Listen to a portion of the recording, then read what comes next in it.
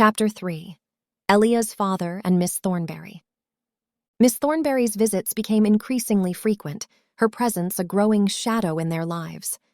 Sometimes she arrived with her daughter Eliza, their combined energy a disquieting force.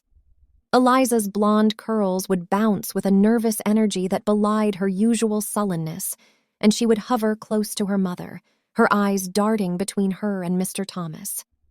Other times, Mrs. Thornberry came alone.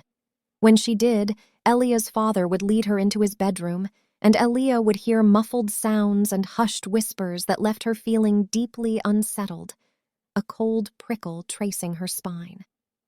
One afternoon, finding her father absorbed in his newspaper in the living room, Ellea finally mustered the courage that had been building for weeks. "Father," she began, her voice shaky, "can I ask you something private?" "Of course, daughter," her father replied, his eyebrows lifting in mild surprise from behind the newspaper. "However, depending on how private it is, I cannot promise an answer." "Well," Ellea continued, her heart thumping as she sat beside him, "I was wondering about you and Ms. Thornberry. I've noticed she's been coming around a lot lately. I just wanted to know if you are involved in an intimate relationship with her?"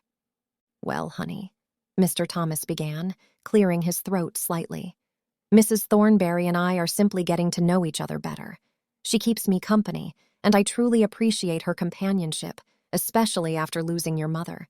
You understand, don't you, sweetheart?" He looked at her with a questioning gaze, a hint of plea in his eyes. "Yes," Ellea stammered, the word catching.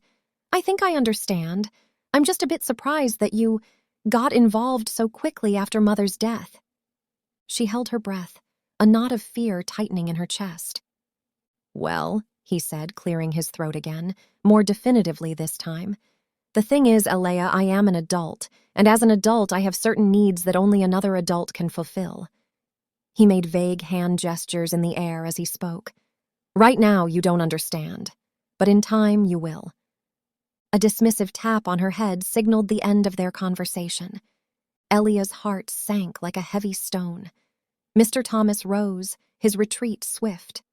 "I'll be in my room, Ellea," he called, his voice already fading as he disappeared from the living room.